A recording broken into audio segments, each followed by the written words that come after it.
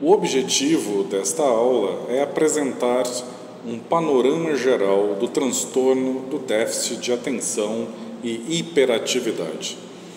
O transtorno de déficit de atenção e hiperatividade é o distúrbio neurocomportamental mais prevalente em crianças, ou seja, na prática clínica de vocês, na prática de avaliação neuropsicológica, o transtorno neurocomportamental que vocês vão mais frequentemente observar nos seus pequenos avaliados, nas crianças, é o TDAH, visto que esse transtorno ele acaba congregando diferentes combinações de déficit de atenção, impulsividade e hiperatividade, que, dependendo da intensidade, podem levar a alterações em algumas dimensões importantes que devem ser levadas em consideração na avaliação.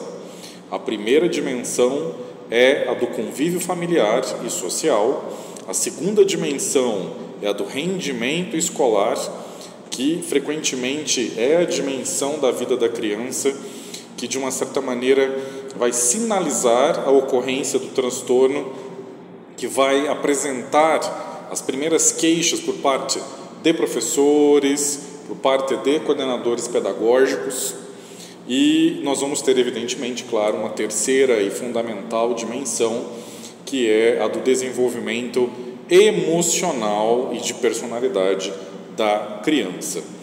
Todavia, pessoal, é fundamental vocês terem em mente que a dimensão do rendimento escolar é aquela que vai trazer o pontapé inicial para que a família comece a se preocupar com o quadro ou com o eventual quadro de TDAH por parte da criança.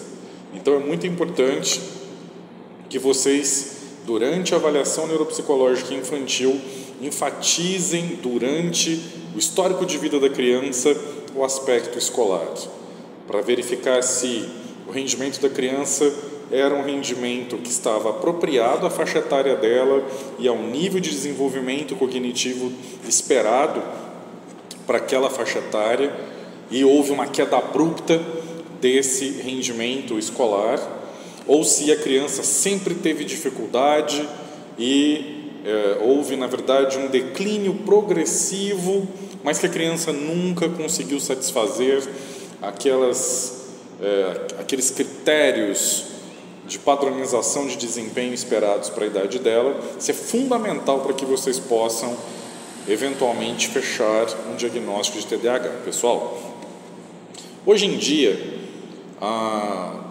diferentes estudos, diferentes pesquisas no campo do TDAH infantil reconhecem que a intensidade desse transtorno varia, sendo que, de forma geral, nós vamos apresentar por volta ali dos 6, 7 anos de idade, aquele momento em que frequentemente o TDAH acaba sendo diagnosticado. Isso vai acontecer, volto a insistir, por conta do convívio escolar, ou seja, grande parte das crianças só começa o convívio mais, digamos, a miúde, mais frequente com as demandas sociais, cognitivas e afetivas da escola por volta dos 7 anos de idade. Então, antes de a criança começar esse convívio escolar, e aí temos uma série de fatores de ordem cultural, de ordem social, que na contemporaneidade fazem com que os pais tenham pouco conhecimento acerca das características de desenvolvimento cognitivo, afetivo e social dos seus próprios filhos.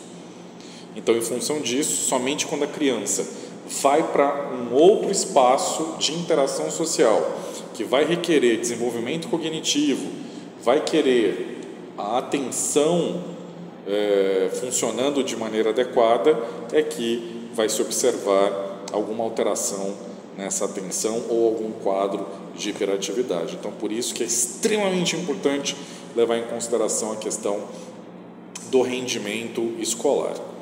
Falando especificamente sobre a questão do diagnóstico, pessoal, O diagnóstico, ele frequentemente é estabelecido através da clínica, como eu tenho comentado com vocês em várias outras oportunidades. A avaliação clínica, ela é soberana, a avaliação clínica tem precedência sobre a avaliação psicométrica. A avaliação psicométrica, ela vai funcionar como um teste de hipóteses que vocês vão levantar a partir da observação clínica.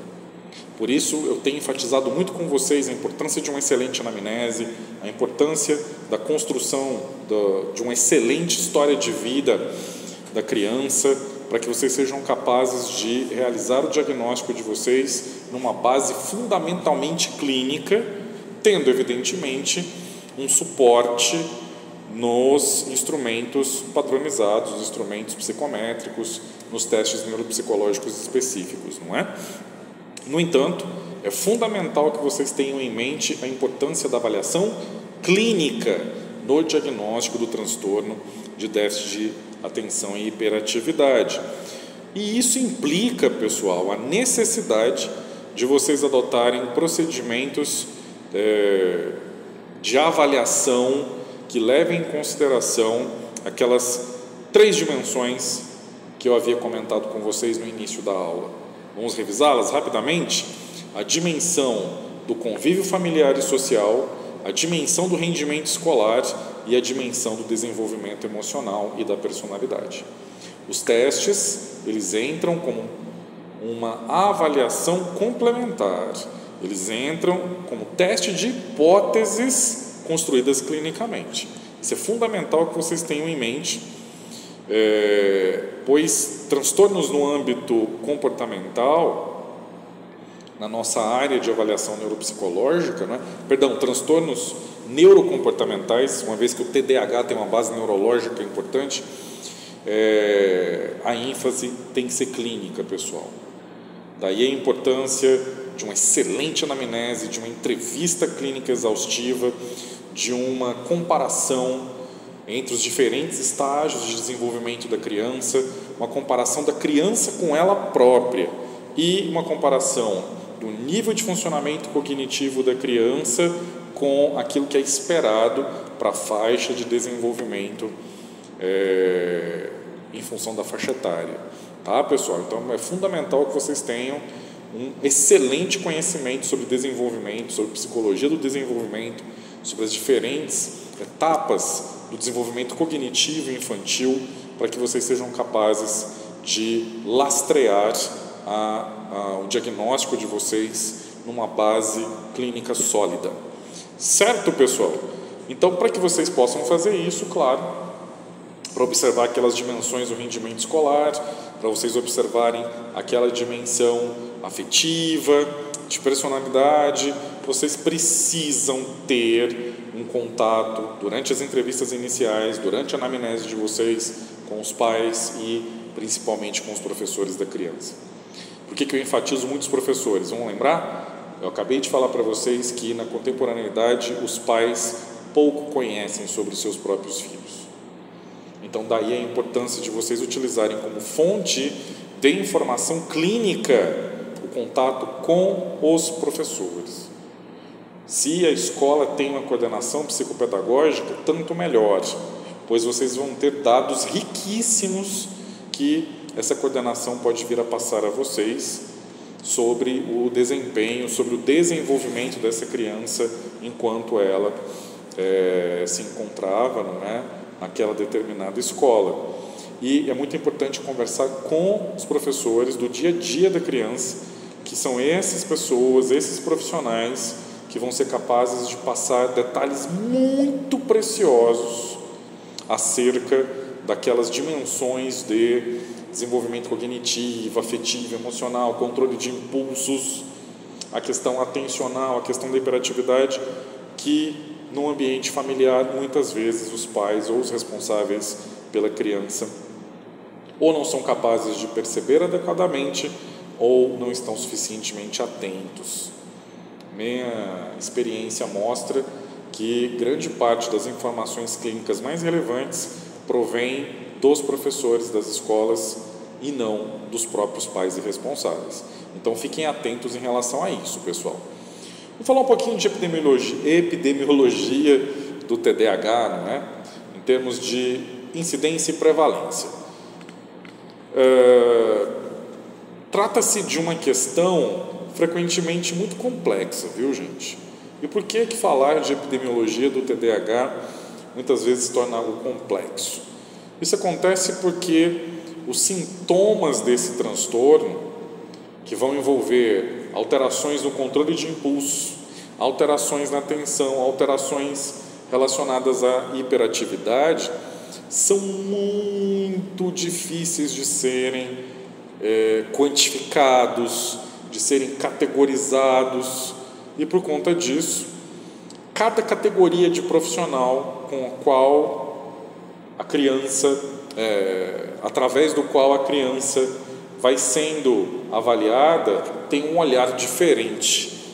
Ou seja, deixa eu te explicar de uma outra forma. Um pediatra, um profissional médico, ele vai ter uma perspectiva sobre o que é o controle de impulso, sobre o que é a hiperatividade, sobre o que é a falha na atenção, que é frequentemente diferente do olhar do pedagogo, do olhar do psicopedagogo, que por sua vez é diferente do olhar do neuropsicólogo. Então daí é importante, que evidentemente é diferente do olhar dos pais irresponsáveis. Então por isso é muito importante coligir todos esses dados, reunir as avaliações desses diferentes profissionais, para que vocês, numa avaliação neuropsicológica, sejam capazes de ter a visão geral do quadro da criança, para vocês poderem montar o perfil cognitivo dessa criança, elencando quais são os pontos fortes, quais são os pontos fracos, o que tem de alteração de fato, para que vocês eventualmente possam recomendar um processo de reabilitação, um processo de tratamento adequado. Tá, pessoal? Então, o que eu sempre sugiro? Que vocês estabeleçam boas relações com os demais profissionais que estão atendendo a criança. A criança está passando por um atendimento médico, entre em contato com o médico. A criança está passando por atendimento fonoaudiológico, entre em contato com o profissional da fonoaudiologia, com os professores na escola. Se tem coordenação psicopedagógica, com o psicopedagogo, com os pais da criança, para vocês poderem ter uma visão a mais detalhada, a mais ampla possível, a partir dessas diferentes perspectivas e olhares, para aí sim você poder realizar a sua avaliação clínica do ponto de vista neuropsicológico de uma forma que possa garantir a você o fechamento do diagnóstico de TDAH, se for o caso, né? No entanto, apesar dessa discrepância de perspectivas, não é, sobre o controle de impulso, dificuldade de atenção e a hiperatividade, a literatura ela costuma situar a prevalência do TDAH na população infantil variando entre 8% a 12% e na população adulta mais ou menos entre 3% a 5%. Posteriormente, eu vou passar para vocês as fontes de referência para essas faixas de prevalência, viu, gente? Bom, mais importante do que a prevalência é vocês terem uma visão detalhada sobre o quadro clínico do transtorno de déficit de atenção e hiperatividade, para que vocês possam observar esses sinais e sintomas na avaliação clínica de vocês durante um processo de avaliação neuropsicológica do TDAH. As principais manifestações clínicas desse transtorno neurocomportamental vão incluir não apenas aqueles sintomas primários, falta de controle de impulsos, a questão da desatenção, a questão da hiperatividade, mas também vão envolver distúrbios associados ou comorbidades, viu, gente? E para vocês se recordarem, o que seria o sintoma primário fundamental no TDAH? É a incapacidade para manter a atenção numa tarefa ou numa atividade pelo tempo necessário para realizá-la. E isso está frequentemente associado a uma falha no controle de impulsos, pois a base etiológica do TDAH é uma hipoatividade do córtex do lobo frontal, mais especificamente da região pré-frontal. Então, em função disso, a criança não tem controle de impulso, ela não tem o controle inibitório funcionando adequadamente, o que contribui para que ela não seja capaz de manter a atenção pelo tempo necessário para que ela possa executar uma tarefa ou para que ela possa realizar o processo de codificação de informação para que essa informação possa ser devidamente armazenada e eventualmente evocada no futuro. Ou seja, o déficit de atenção é causado por um problema de controle de impulso, por um problema de controle inibitório que atrapalha o processo de memorização e, por sua vez, leva a dificuldade de aprendizagem, não é? E aí o que vai acontecer? Esse déficit de atenção impacta na interação da criança com o contexto dela, de sala de aula, com os professores, com os demais colegas, e ocasionalmente vai levar a uma interação negativa com esses participantes do contexto escolar, que eventualmente acaba impactando os aspectos afetivos da criança, em termos de rendimento escolar propriamente dito e na própria interação social, o que por sua vez pode desencadear quadros de ansiedade, quadros de alterações de humor e redução da autoestima da criança. Então é muito importante, eu estou enfatizando a criança porque o nosso tema evidentemente é avaliação neuropsicológica infantil, mas quando vocês forem fazer uma avaliação de suspeita de TDAH em adulto, é muito importante pegar essas comorbidades, transtornos de ansiedade, alterações de humor, principalmente o rebaixamento no humor e a questão da autoestima, tanto nos adultos quanto nas crianças. E um sintoma associado a essa falta de controle de impulso, a essa dificuldade de atenção, é, obviamente, uma altíssima tendência de a criança portadora do TDAH se distrair. E por que ela se distrai, gente? Ela se distrai porque ela não consegue inibir respostas a estímulos ambientais irrelevantes para a tarefa que ela está executando naquele momento. Olha a influência da hipoatividade do córtex frontal, do lobo frontal, especificamente do córtex pré-frontal. A criança é incapaz de inibir respostas a estímulos irrelevantes naquela situação, pessoal. Por isso que ela se torna desatenta, por isso que eventualmente ela vai deambular, vai ficar perambulando, e aí a gente tem um quadro hipercinético que eu vou falar mais para frente, tá? Como é que se manifesta a impulsividade, né? Como é que se manifesta essa falta de controle inibitório associada à hipoatividade do lobo frontal, especificamente do córtex pré-frontal? Ela vai se manifestar por uma falha no autocontrole e por uma incapacidade de mensurar, de avaliar as consequências das próprias ações pela própria criança, e isso eventualmente leva a criança a se envolver em situações sociais de interação com outras crianças conflituosas, como, por exemplo, briguinhas, disputas por brinquedos, por papel para desenhar, lápis de cor, giz de cera, enfim, todo e qualquer tipo de atividade que envolveria outras crianças pode acabar levando a um conflito. Por isso que é importante vocês verificarem o histórico de briguinhas mesmo dessa criança com as demais crianças da turminha dela, da salinha de aula dela, viu, gente? Porque isso vai demonstrar, isso vai demonstrar uma incapacidade de, por exemplo, esperar pela própria vez para poder brincar, para poder, por exemplo, a criança tem que ser colocada numa filinha para as crianças poderem descer num escorrega, por exemplo, durante um intervalo ali, descer num escorregador. E aí, de repente, a criança portadora do TDAH, pela falta de controle de impulso, acaba atravessando a fila, acaba cortando a vez das demais crianças. Como é que você vai descobrir isso, gente? Quando você, por exemplo,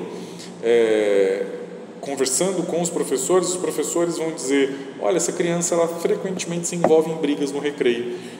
Através da análise das brigas que a criança está se envolvendo no recreio, você pode encontrar indícios clínicos importantíssimos para fortalecer a sua hipótese ou para basear a sua hipótese clínica. Lembra, gente, o diagnóstico do TDAH ele é fundamentalmente clínico. Então, por isso que a minha ênfase com vocês nesse primeiro momento é falar das características clínicas. A parte psicométrica, a parte de testes específicos neuropsicológicos para avaliação do TDAH, vou comentar depois. O foco é na clínica. Vocês, como futuros neuropsicólogos, têm que ter ênfase na clínica. O teste é exame complementar, pessoal. Ponham isso na cabeça de vocês, tá? Enfim, vamos falar de um outro sintoma clínico importantíssimo, óbvio, no TDAH, que é a hiperatividade, né, gente? A hiperatividade é o sintoma mais evidente na primeira infância, viu, gente? Porque, apesar do desenvolvimento neuropsicomotor da criança portadora de TDAH costumar ser praticamente normal, então, em termos de psicomotricidade, você faz uma avaliação psicomotora, está tudo ok, tudo dentro do esperado para a faixa etária da criança, para o nível de desenvolvimento dela, as crianças hiperativas elas têm a tendência a se envolver com muito mais frequência em situações perigosas. E como é que você vai descobrir isso? Histórico de machucados. Aquela criança que está sempre se machucando, aquela criança que está sempre com um corte, está sempre com um roxinho. Isso é um dado clínico importante, porque mostra que é uma criança que tem dificuldade para lidar com o controle de impulso, está sempre agindo de forma impulsiva, eventualmente a criança acaba se machucando. Olha o dado clínico: briguinha, se machucar, né? E também muitas vezes através da realização das atividades repetitivas sem nenhum propósito aparente. A criança acaba se envolvendo ali em atividades que não tem nada a ver com o contexto muitas vezes. Então, por exemplo, a criança pega um pedaço de papel, a ideia daquela atividade é recortar. E ao invés de recortar para colar as figuras, a criança achou ali um giz de cera bonito, que chamou a atenção dela, e ela fica fazendo círculos com o giz de cera, por exemplo. Ao invés de realizar a atividade de recortar, que requer mais atenção, requer mais autocontrole, a criança prefere uma atividade, ainda que repetitiva, mas que seja mais dinâmica, vamos dizer assim. Porque muitas pessoas podem pensar: a criança com TDAH não vai pegar uma folha de papel e sair rabiscando. Mas veja, é uma atividade impulsiva. Você não vai encontrar uma criança com TDAH que fica recortando e colando com tranquilidade, focada, atenta, concentrada numa atividade de colagem. Entenderam a diferença, pessoal? Então, uma coisa que é muito importante vocês saberem é que a generalização da pré-escola na nossa sociedade, né, no Brasil nos últimos anos, tem propiciado o diagnóstico cada vez mais precoce do TDAH, justamente porque os professores têm a possibilidade de observar essas dificuldades de autocontrole, essa impulsividade, essa hiperatividade, essa desatenção. Lembra do que eu falei para vocês? Os pais geralmente não conhecem as características dos seus próprios filhos. Os pais estão desatentos e no ambiente familiar não há tarefas estruturadas, não há situações de interação social que permitam a observação dessas dificuldades que a criança apresenta por ter incapacidade de controlar-se, de autocontrole, dificuldade de controle inibitório, dificuldade de manter-se atenta, etc., como eu tinha comentado com vocês, viu, gente? Então, as crianças na situação de pré-escola acabam sendo diagnosticadas mais precocemente, né? Então, vamos pensar, por exemplo, uma situação muito comum da pré-escola. As crianças são colocadas num círculo, imagina a professora, ela pede para as crianças fazerem um círculo para ela realizar um momento de contação de histórias. Veja, não existe isso no ambiente familiar. A criança não vai ser colocada numa situação de controle, de autocontrole como essa dentro de casa, pessoal. Então, por isso a importância da generalização da pré-escola para o diagnóstico precoce do TDAH, viu, gente? E aí, numa situação como essa, a professora vai observar que a criança não consegue manter-se sentadinha para ouvir a historinha, a criança interrompe, a criança levanta e vai pegar uma outra coisa que ela achou interessante. Dados clínicos muito relevantes para eventualmente lastrear, né, para eventualmente dar base para avaliação clínica, né, do TDAH. E já no primeiro grau, pessoal, bom, na minha época chamava primeiro grau, né? Lá do ensino fundamental, que o pessoal chama hoje. A estrutura da classe tradicional, das aulas formais, vai evidenciar naturalmente os comportamentos inadequados. Como, por exemplo, ficar andando no meio da aula, perturbar o coleguinha durante a aula, derrubar material didático, não seguir a disciplina de silêncio durante as atividades, enfim, o modelo de aula tradicional, ele vai permitir que os professores identifiquem essas dificuldades de autocontrole, de controle inibitório na criança. E, por outro lado, a hiperatividade motora, pessoal, ela pode vir a ser acompanhada também de uma hiperatividade verbal. Isso é uma coisa importante de vocês saberem. A criança, ela fica falando continuamente, quase como se fosse uma logorreia. Lembra lá da psicopatologia? Da psicopatologia, pessoal, o conceito de logorreia? Então, eventualmente nós vamos ter justamente a presença disso. A hiperatividade motora, a deambulação acompanhada de logorreia, ou seja, de uma hiperatividade verbal. E aí a criança acaba passando de um tema para outro, a criança acaba não sendo capaz de inibir a própria verbalização, ou eventualmente a criança começa a cantar as musiquinhas favoritas dela, ou começa a fazer aqueles sons repetitivos, né, que em situações mais estruturadas, como por exemplo a apresentação da escola, aula da professora, outras crianças cantando, mostram uma incapacidade de controle de impulso. Uma criança um pouco mais velha, pessoal, uma criança que já está ali por volta dos seus 11, 12 anos, pré-adolescente, a gente eventualmente pode observar ali a presença da falta de equilíbrio e coordenação para atividades motoras mais globais, atividades motoras também mais precisas, não é? E aí a criança acaba sendo eventualmente alvo de comentários, não é? Então, a criança desastrada, a criança desajeitada, a criança que não consegue andar direito, está sempre se batendo, está sempre derrubando coisas, e por conta dessa incapacidade, a criança eventualmente pode acabar sendo considerada inadequada para a realização de atividades esportivas, não é? Esportes que requeiram atividades físicas bastante específicas, a criança pode acabar sendo incapaz de realizá-las, tá, gente? E aí esses aspectos negativos, eles acabam sendo agravados pela inconsistência, a criança não consegue se manter concentrada para poder treinar adequadamente os movimentos, o que acaba tornando esse pré-adolescente bastante imprevisível, pessoal.